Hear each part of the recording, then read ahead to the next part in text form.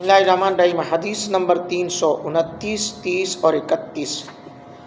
جب امام بیٹھ کر نماز ادا کرے تو مقتدی بھی بیٹھ کر ہی نماز پڑھیں گے۔ جی ہاں، اگر کوئی مسئلہ ہے، کوئی عذر ہے، شرعی عذر ہے اور کوئی اور دوسرا امام نہیں ہے تو پھر یہ معاملات کیے جا سکتے ہیں۔ حضرت انس بن مالک رضی اللہ تعالیٰ عنہ بیان کرتے ہیں، نبی اکرم صلی اللہ علیہ وسلم ایک بار گھوڑے سے گر پڑے، آپ کو چوٹ آ گئی تو آپ نے بیٹھ کر نماز ادا کی۔ ہم نے بھی آپ کے ساتھ بیٹھ کر نماز ادا کی۔ جب آپ نماز پڑھ کر فارغ ہوئے تو آپ نے ارشاد فرمایا، بے شک امام، یعنی راوی کو شک ہے یا شاید یہ الفاظ کہ بے شک امام کو اس لیے مقرر کیا گیا تھا کہ اس کی پیروی کی جائے۔ جب وہ تکبیر کہے تو تم بھی تکبیر کہو، جب وہ رکوع میں جائے تو تم بھی رکوع میں جاؤ، جب وہ سر اٹھائے تو تم بھی سر اٹھاؤ، جب وہ سمیع اللہ لمن حمیدہ کہے تو تم ربنا ولک الحمد کہو، جب وہ سجدے میں جائے تو تم سجدے میں جاؤ، جب وہ بیٹھ کر نماز ادا کرے تم سب بھی بیٹھ کر نماز ادا کرو۔ حدیث نمبر 330۔ مسروق سیدہ عائشہ صدیقہ رضی اللہ تعالیٰ عنہ کا یہ بیان نقل کرتے ہیں، نبی اکرم صلی اللہ علیہ وآلہ وسلم نے حضرت ابوبکر صدیق کی ابتداء میں نماز ادا کی۔ یہ اس بیماری کی بات ہے جس سے آپ کا وصال ہو گیا تھا۔ نبی اکرم صلی اللہ علیہ وسلم نے بیٹھ کر نماز ادا کی تھی۔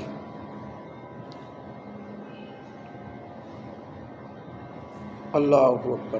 331۔ حضرت انس رضی اللہ تعالیٰ عنہ بیان فرماتے ہیں کہ نبی اکرم صلی اللہ علیہ وسلم نے اپنی بیماری کے دوران حضرت ابوبکر صدیق رضی اللہ تعالیٰ عنہ کے پیچھے بیٹھ کر نماز ادا کی۔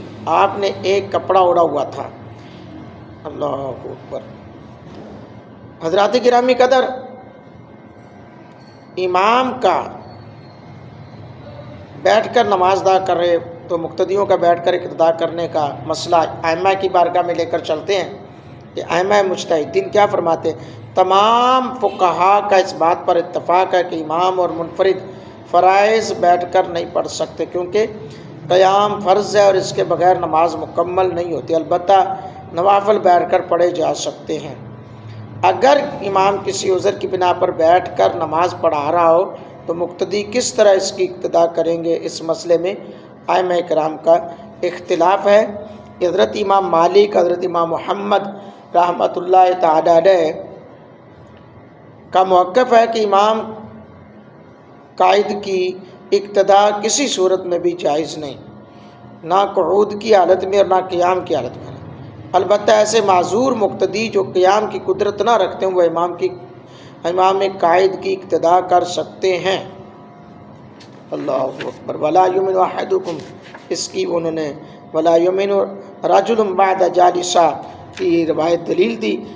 اس بات فرمایا کہ کوئی شخص قعود و جلوس کی حالت میں ہرگز امامت نہ کرائے۔ حضرت امام احمد بن حنبل، امام اسحاق، امام اوزاعی رحمۃ اللہ علیہ کے نزدیک اگر امام علالت و مرض کے باعث بیٹھ کر نماز پڑھائے تو مقتدی بھی صرف قعود کی حالت میں اس کی اقتداء کر سکتے ہیں۔ بلا شبہ امام قائد کی اقتداء جائز ہے۔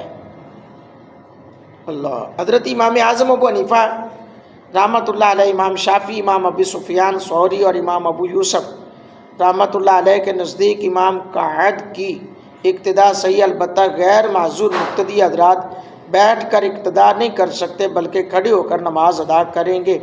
انہوں نے ارشاد ربانی کی دلیل دی، وقوموا للہ قانتین، جس میں مطلقاً قیام کو فرض قرار دیا گیا ہے۔ علاوہ ازیں انہوں نے اس روایت سے بھی استدلال کیا ہے جس کا تعلق حضور علیہ الصلوۃ والسلام کے مرض سے تھا۔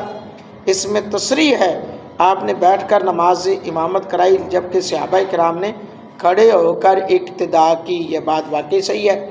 آخری نماز میں حضور آگے تھے، ابوبکر پیچھے تھے۔